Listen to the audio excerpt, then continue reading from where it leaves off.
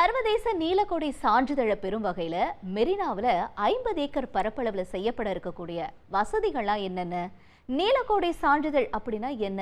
ஏற்கனவே இந்த சான்றிதழை பெற்ற கோவளம் கடற்கரையில என்னென்ன மாற்றங்கள் செய்யப்பட்டிருந்துச்சு, மக்களுடைய எதிர்பார்ப்புகள் என்ன அப்படிங்கிறதுலாம் தான் இன்னைக்கு நம்ம விரிவா பார்க்க இருக்கோம். அதாவது மெரினா சென்னையில இருக்க ஒரு லோ பட்ஜெட் பொழுதுபோக்கு மையம். உலகத்துடைய 2வது மிக நீளமான கடற்கரை. உள்ளூர் மக்கள்ல இருந்து உலக சுற்றுலா பயணிகள் வரைக்கும் எல்லாரையும் ஈர்க்கிற இடமா இருக்கிறது இந்த நம்மளோட சென்னை மெரினா. அங்க அணிவகுத்து நிற்கும் தலைவர்களுடைய சிலைகள் ஒரு பக்கம், கலை பொருட்கள், கைவினை பொருட்களுடைய விற்பனை மறுபக்கம், வகை வகையான சிற்றுண்டிகள், அதே மாதிரி குழந்தைகளுக்கான பொழுதுபோக்குன்னு எல்லாமே மெரினாவோட சிறப்பு அம்சங்களா இருக்கு. இப்ப அங்க அண்ணா நீச்சல் குளம் பகுதியில மெரினா கடற்கரைக்கு நீலக்கொடி சான்றிதழ பெறும் திட்டத்துல ஒரு பகுதியா அங்க பல்வேறு வசதிகளும் செய்யப்பட இருக்கு. அங்க என்னென்ன வசதிகள் வரப்போகுது அப்படிங்கறதெல்லாம் நம்ம தெரிஞ்சுக்கிறதுக்கு முன்னாடி அது என்ன சர்வதேச நீலக்கொடி சான்றிதழ் அப்படிங்கறத முதல்ல பார்க்கலாமா? சமீபத்துல தமிழக பட்ஜெட் தாக்கல் செஞ்ச நிதியமைச்சர் தங்கம் தென்னரசு தமிழகத்துல 6 கடற்கரைக்கு நீலக்கொடி சான்றிதழ் பெற நடவடிக்கை எடுக்கப்படும் அப்படின்னு சொல்லியிருந்தாரு. ஆனா அதுக்கு முன்னாடியே மெரினா கடற்கரைக்கு நீலக்கொடி சான்றிதழ் பெறுவதற்கான ஒரு ஒப்பந்தமும் கோரப்பட்டிருந்துச்சு. இந்த சர்வதேச நீலக்கொடி சான்றிதழ் உலகத்துல துளியும் சுற்றுச்சூழல் மாசு இல்லாம தூய்மையா காணப்படுற கடற்கரைகளுக்கு வழங்கப்படக்கூடியது. டென்மார்க்கை சேர்ந்த சுற்றுச்சூழல் கல்விக்கான அறக்கட்டளை தான் இந்த சான்றிதழை வழங்குறாங்க. அதாவது உலகினுடைய தூய்மையான கடற்கரைக்கான அங்கீகாரமா இது இருக்கு. இந்த சான்றிதழை வழங்க சுற்றுச்சூழல் கல்வி, கடல் நீரின் தரம், சுற்றுச்சூழல் மேலாண்மை, பாதுகாப்பு, அப்புறம் சேவை, இந்த 4 தலைப்புகளின் கீழே 33 கடுமையான விதிமுறைகள் அளவுகோலா வைக்கப்படுது. அதாவது குளிக்கிறதுக்கு தரமான தண்ணி இருக்கணும், தொழிற்சாலை கழிவுகளோ இல்ல கழிவு நீரோ கடற்கரை பகுதியில் கலக்கக்கூடாது, கடற்கரை ரொம்ப தூய்மையா இருக்கணும், திடக்கழிவு மேலாண்மை மேஜைகள், அப்புறம் நிழல் குடைகள், இந்த மாதிரியான வசதிகள் எல்லாமே கடற்கரை பகுதிகளுக்கு வர மக்களுக்கு கண்டிப்பா இருக்கணும். அதே மாதிரி வரக்கூடிய பொதுமக்களுக்கான பாதுகாப்பு ஏற்பாடுகள் எல்லாமே தயாரா இருக்கணும். அதாவது மருத்துவ முதல் உதவியிலிருந்து குடிநீர் வசதி, சிசிடிவி கண்காணிப்பு, வாகன நிறுத்தும் வசதி இப்படின்னு எல்லாமே கண்டிப்பா இருக்கணும். இந்த 33 விதிமுறைகள் இருந்தா மட்டும்தான் அந்த கடற்கரைக்கு நீலக்கொடி சான்றிதழ் கொடுப்பாங்க. அதாவது இப்ப நம்ம பார்த்தோம்னா உலகம் முழுக்க இருக்கக்கூடிய 5000க்கும் அதிகமான கடற்கரைகளுக்கு நீலக்கொடி சான்றிதழ் கொடுக்கறாங்க. இந்த லிஸ்ட்ல 600க்கும் அதிகமான கடற்கரைகளுக்கு நீலக்கொடியை வாங்கி டாப்ல இருக்கிறது எந்த கண்ட்ரி அப்படின்னு பார்த்தோம்னா ஸ்பெயின். இந்தியாவில் இதுவரைக்கும் எத்தனை கடற்கரைகளுக்கு இந்த நீலக்கொடி சான்றிதழ் வழங்கப்பட்டிருக்கு அப்படின்னு பார்த்தோம்னா அது கிட்டத்தட்ட ஒரு 12 கடற்கரைகளுக்கு இந்த நீலக்கொடி சான்றிதழ் வழங்கப்பட்டிருக்கு. அதுல எதெல்லாம் அப்படின்னு நம்ம பார்க்கும் பொழுது கேரளாவுடைய கப்பட் கடற்கரை, குஜராத்தினுடைய சிவராஜ்பூர் கடற்கரை, டையோவின் கோக்லா கடற்கரை, கர்நாடகாவினுடைய காசர்கோட்டு, பதுபித்ரி கடற்கரைகளுக்கும், ஆந்திராவுடைய ருஷிகொண்டா கடற்கரைக்கும், ஒடிசாவுடைய கோல்டன் கடற்கரைக்கும், அந்தமானுடைய ராதாநகர், தமிழகத்துல நம்ம கோவளம் கடற்கரைக்கும், அதே மாதிரி புதுச்சேரியில இருக்க ஈடன் கடற்கரைக்கும், லட்சத்தீவுல இருக்க துண்டி பீச், அதே மாதிரி கட்மட் பீச்சுக்கும் நீலக்கொடி சான்றிதழ் இதுவரைக்கும் கொடுத்திருக்காங்க. இப்ப என்னன்னா இந்த சான்றிதழை ஒருவேளை ஒரு குறிப்பிட்ட கடற்கரை வாங்கிட்டாங்க அப்படின்னா அந்த பீச்ல நீலக்கொடி பறக்க விடுவாங்க.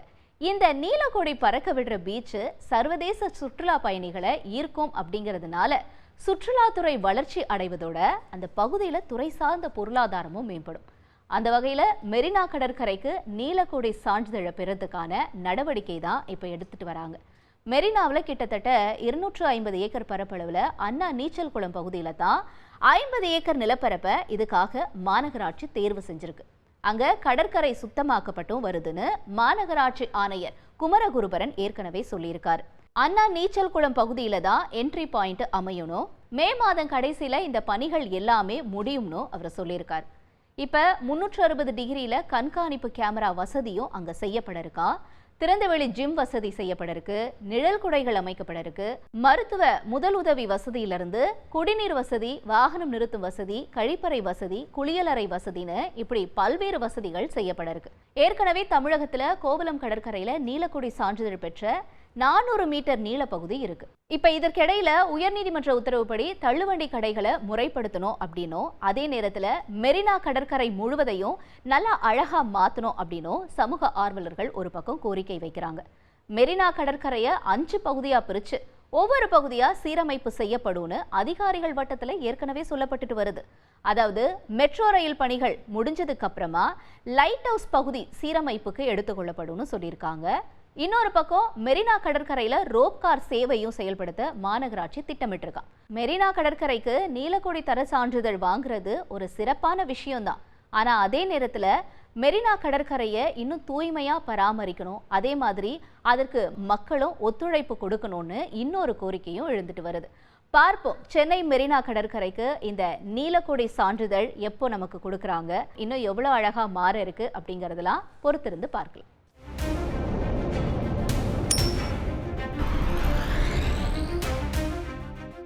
நேர்களே, நான் உங்களுக்கெல்லாம் இப்போ ஒரு நல்ல செய்தி சொல்ல போகிறேன். தேசிய நெடுஞ்சாலையில் பயணம் போயிட்டு இருக்கும்போது திடீர்னு அந்த சுங்கச்சாவடி வரும்போது அங்கே வண்டிகள் போக்குவரத்து நெரிசலாக இருக்கிறது. இதெல்லாம் எவ்வளோ பெரிய தலைவலி. இனிமேல் சுங்கச்சாவடிக்கு குட் பை சொல்லக்கூடிய காலம் வந்துருச்சுன்னு சொன்னால் உங்களால் நம்ப முடியுதா? ஆனால் அதுதான் நிதர்சனம். சுங்கச்சாவடிகளுக்கு குட் பை சொல்ல ஆயத்தமாகி கொண்டிருக்கிறது தேசிய நெடுஞ்சாலை ஆணையம். வரும் மே 1 முதல் ஜிபிஎஸ் மூலமாக சுங்க கட்டணம் வசூல் செய்வதற்கான அமைப்பு அமலுக்கு வருகிறது. இதை பற்றின பின்னணி என்ன, இது எப்படி செயல்பட போகுது, இதை பற்றியெல்லாம் தான் இந்த தொகுப்பில் நம்ம பார்க்க இருக்கிறோம். சுங்கச்சாவடி அந்த கட்டடங்கள் அதெல்லாம் அகற்றப்படுதுன்னா சுங்க கட்டணமே வசூலிக்கப்படாதுன்னு அர்த்தம் கிடையாது. சுங்க கட்டணம் உண்டு, அதற்கு மாற்று முறை இருக்கிறது. இப்போ பார்த்தீங்கன்னா ஒரு 10-12 வருஷத்துக்கு முன்னாடி வரைக்கும் நம்ம சுங்கச்சாவடியை கிராஸ் பண்ணும்போது நம்ம கார்டோ இல்லை கேஷோ கொடுத்து போயிட்டு இருந்தோம். அதுக்கப்புறம் ஃபாஸ்டேக் இம்ப்ளிமெண்ட் பண்ணப்பட்டது. கடந்த ஒரு 2-3 வருஷத்துக்கு முன்னாடி ஃபாஸ்டேக் மஸ்ட் அப்படின்னு சொன்னாங்க.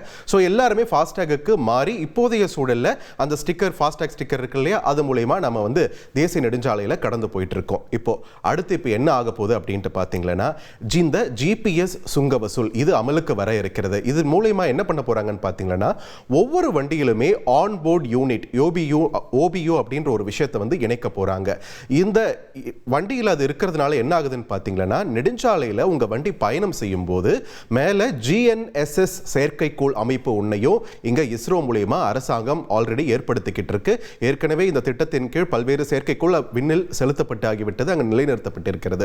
அந்த GNSS செயற்கைக்கோள் அமைப்பு மூலமா நெடுஞ்சாலையில் உங்க பயணம் இருக்கும்போது அதை வந்து அந்த செயற்கைக்கோள் வந்து கண்காணிக்கப்படும். இதை வந்து அந்த OBU ஆன்போர்ட் யூனிட் வந்து சாத்தியப்படுத்தும். அது மட்டும் இல்லாம இதோட உங்களுடைய வங்கி கணக்கும் இணைக்கப்படும். அப்படின்றதுனால நீங்க அந்த நெடுஞ்சாலையில் பயணிக்கும் போது எவ்வளவு தூரத்துக்கு பயணிக்கிறீங்களோ அதற்கான பணம் நேரடியாக உங்க வங்கி கணக்கிலிருந்து பிடித்தம் செய்யப்படும். ஸோ இனிமேல் இந்த சுங்கச்சாவடி அமைப்பு அப்படின்ற பிசிக்கலா அது இருக்க வேண்டிய அவசியம் கிடையாது. அது இல்லாம நேரடியாக நீங்க பயணம் மேற்கொண்டுகிட்டே இருக்கலாம். உங்களுடைய பயண தூரத்துக்கு தகுந்த மாதிரி பணம் பிடித்துக் கொள்ளப்படும் அப்படின்னு சொல்லியிருக்காங்க.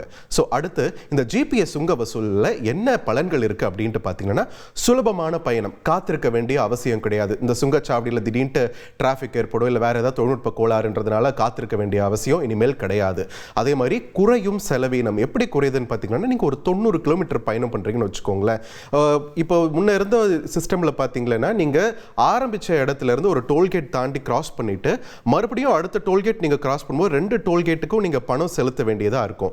இப்போ நீங்க வந்து ஒரு குறிப்பிட்ட தூரத்துக்கு மட்டும் தான் பயன்படுத்த போறீங்க, ஒரு பாதி தூரத்துல இருந்து தான் நீங்க ஆரம்பிக்க போறீங்க உங்களோட பயணத்தை. அப்படின்னும் போது ஃபார் எக்ஸாம்பிள் நீங்க ஹோசூர்ல இருந்து நீங்க கிருஷ்ணகிரிக்கு வரீங்க அப்படின்னா, கிருஷ்ணகிரியில இருந்து வாணியம்பாடியில தான் அடுத்த டோல்கேட். கிருஷ்ணகிரிக்கும் வாணியம்பாடிக்கும் இடையில இருந்து நீங்க பயணத்தை ஆரம்பிக்கிறீங்கன்னு வச்சுக்கோங்களேன், அந்த கிருஷ்ணகிரி வாணியம்பாடிக்கு இந்த மொத்தமா நீங்க கொடுத்துட்டு இருந்த தொகை இனிமேல் கொடுக்க வேண்டிய அவசியப்படாது. அதுல பாதி தொகை தான் உங்க வங்கியிலிருந்து பிடித்தம் செய்யப்படும். அந்த மாதிரியான ஒரு வசதி ஏற்படுத்தப்பட்டிருக்கு. அது மட்டும் இல்லாம இது எல்லாமே இப்போ வந்து ஒரு யூனிட்டுக்குள்ளார ஒரு அமைப்புக்குள்ளார கொண்டு வர்றதுனால சீரான தகவல்களை வந்து திரட்டி அது ப்ராப்பராக அதை பயன்படுத்த முடியும் அப்படின்ற ஒரு விஷயமும் இருக்குது. அதாவது நெடுஞ்சாலையில் எத்தனை வாகனங்கள் போயிட்டு இருக்கு, ஏதாவது விபத்து ஏதாவது ஏற்படுதுன்னா எந்த இடத்துல அதிகமான விபத்து ஏற்படுது, இந்த மாதிரியான தகவல்கள் வந்து சீராக திரட்டுவதற்கான ஒரு வழியை எளிமையாக்குது. அதோட இன்னும் முக்கியமாக இந்த போக்குவரத்து நெரிசல் தவிர்ப்பு அப்படின்றது தான் இங்கே முக்கியமாக நம்ம பார்க்க வேண்டியது. போக்குவரத்து நெரிசல் ஏற்படும் போது என்ன ஆகுது, மெல்ல மெல்ல வாகனங்கள் ஊர்ந்து செல்ல செல்ல அதிகமாக எமிஷன் இருக்குது. இது வந்து சுற்றுச்சூழலுக்கும் வந்து சீர்கேடு ஏற்படுத்தக்கூடிய ஒன்று. ஸோ இந்த அமைப்பு அமலுக்கு வரும்போது சுற்றுச்சூழலுக்கும் இது உகந்த ஒரு அமைப்பாக பார்க்கப்படுது. ஆனால் சவால்களும் இதில் இருக்கத்தான் போகுது. ஸோ அடுத்து இதில் என்னென்ன சவால்கள் இருக்குன்னு நம்ம பார்த்தோம்னா, ஆரம்ப கால செலவுகள் அதிகம். இப்போ நம்ம வாங்கியிருக்கக்கூடிய வண்டிகள் அந்த OBU ஆன்போர்ட் யூனிட் கிடையாது. அதை நம்ம வாங்கி அதை பொருத்த வேண்டிய ஒரு செலவு நமக்கு வர இருக்குது. அது மட்டும் இல்லாமல் அதை உங்களோட வங்கி கணக்கோடு இணைக்க வேண்டியது இருக்குது. அது GNSSல கரெக்டாக அது கண்காணிக்கப்படுதா, இதெல்லாம் உறுதி செய்ய வேண்டியது இருக்குது. ஸோ இந்த ஆரம்ப கால செலவுகள் இதில் ஒரு சாதகமான ஒரு சூழல் இல்லாத பார்க்க முடிகிறது. கொஞ்சம் அதிகமான ஒரு சிரமத்தை கொடுக்கக்கூடிய ஒன்றாவும் பார்க்க முடிகிறது. தனியுரிமை சிக்கல், உங்க வண்டி எங்க போகுது, எந்த பக்கம் திரும்புது, இது எல்லாமே கண்காணிக்கப்படுது. ஸோ இது ஒரு பிரைவசியை பாதிக்கக்கூடிய ஒரு விஷயமாகவும் இங்க ஒரு விஷயத்தை முன்வைக்கப்படுறாங்க சவாலாக. அதே நேரத்தில் தகவல் பாதுகாப்பு அப்படின்ற ஒரு விஷயமும் இருக்கு. உங்களோட எல்லா டேட்டாவும் இதை கலெக்ட் பண்ணுது அப்படின்னும் போது அந்த தகவலை பாதுகாப்பாக தான் வச்சுட்டு இருக்கோமா அப்படின்றதையும் இங்க கேள்விக்குறியாகுது. அடிக்கடி தகவல் திருட்டு சம்பந்தமான விஷயங்களை நம்ம பார்த்துட்டு இருக்கோம். ஆதார் தகவல்கள் கூட திருடு போனதா சமீபத்தில் சில குற்றச்சாட்டுகள் வந்தது இல்லையா, அந்த மாதிரி இந்த தகவல்களும் எந்த அளவுக்கு இதோட பாதுகாப்பு உறுதி செய்யப்படும் அப்படின்ற ஒரு கேள்வி இருக்கு. தொழில்நுட்ப சிக்கல், இப்ப UPIல கடந்த சில வாரங்களாக அடிக்கடி சிக்கல் ஏற்பட்டு இதனால பண பரிவர்த்தனையிலையும் எவ்வளவு ப்ராப்ளம் ஆச்சுன்னு நமக்கு ஞாபகம் இருக்கும். இதே மாதிரி இதுலயும் தொழில்நுட்ப சிக்கல்கள் அதிகம் வருவதற்கான வாய்ப்பு, because it's a vast network. நிறைய வண்டிகள் இந்தியா மாதிரியான ஒரு பரந்த தேசத்தில் இருக்கும்போது தொழில்நுட்ப சிக்கல் வந்தால் அதை எப்படி கையாள்வது அப்படின்ற ஒரு சந்தேகமும் இருக்கு. அதே மாதிரி பயனர் உபயோக சிக்கல், எல்லாருக்குமே இந்த டெக்னாலஜி ஈஸியாக அடாப்ட் பண்ணிக்க முடியாது. சிலர் ரொம்ப பின்தங்கிய பகுதிகளில் இருக்கிறவங்க அவங்க வண்டி வச்சிருப்பாங்க, ஆனால் இந்த டெக்னாலஜி அவங்க எந்த அளவுக்கு ஈஸியாக அதை அடாப்ட் பண்ணிப்பாங்க அப்படின்ற ஒரு கேள்வியும் இங்கே எழுது. அதுவும் ஒரு சவாலாக மாறி இருக்கிறது. அது எல்லாத்தையும் தாண்டி மெல்ல மெல்ல இந்த GPS அடிப்படையிலான சுங்க கட்டண வசூலுக்கு நாம தயாராக வேண்டியது அவசியம் என்று சொல்லியிருக்கிறார் அமைச்சர் நிதின் கட்கரி. ஸோ முதற்கட்டமாக ஏற்கனவே பார்த்தீங்கன்னா பெங்களூரு மைசூரு நெடுஞ்சாலையிலையும் வடக்கில் பானிபட் ஹிசார் இந்த நெடுஞ்சாலையிலையும் இந்த சிஸ்டமானது ஒரு ட்ரையல் வடிவில் போயிட்டு தான் இருக்குது. இதன் பிறகு வரும் மே 1ஆம் தேதியிலிருந்து மெல்ல மெல்ல இந்த நெடுஞ்சாலை பகுதிகளில் இருந்து ஆரம்பித்து நாடு முழுக்கவே விரிவுபடுத்தப்பட இருக்கிறது. எடுத்த உடனே எல்லா நெடுஞ்சாலைகளுக்கும் இது அமல்படுத்தப்பட போவதில்லை. இது மெதுவாக தான் அமல்படுத்த போறாங்க. அதன் பிறகு பரந்த விரிந்த இந்த நெடுஞ்சாலை கட்டமைப்பு இருக்கு நம்ம நாட்டில், அது எல்லாத்துக்குமே ஸ்லோவா இது இம்ப்ளிமெண்ட் பண்ண போறாங்க. அதுக்கு நாம எல்லாருமே அடாப்ட் ஆயிக்கணும் அப்படின்றது தான் தற்பொழுது இங்க தேசிய நெடுஞ்சாலை துறையில் தரப்புல இருந்து வைக்கக்கூடிய ஒரு விஷயமா இருக்குது. ஃபாஸ்டாகுக்கு நம்ம எப்படி அடாப்ட் ஆனமோ அதே மாதிரி இந்த GPS அடிப்படையிலான சுங்க கட்டணத்திற்கும் வசூலிப்பிற்கும் நாம் அடாப்ட் ஆகிக்க வேண்டியது அவசியமாகிறது இந்த தருணத்தில். உங்கள் தந்திவன் தொலைக்காட்சியில் கணபதியே வருவாய் தினமும் காலை 7 மணிக்கு காணத் தவறாதீர்கள்.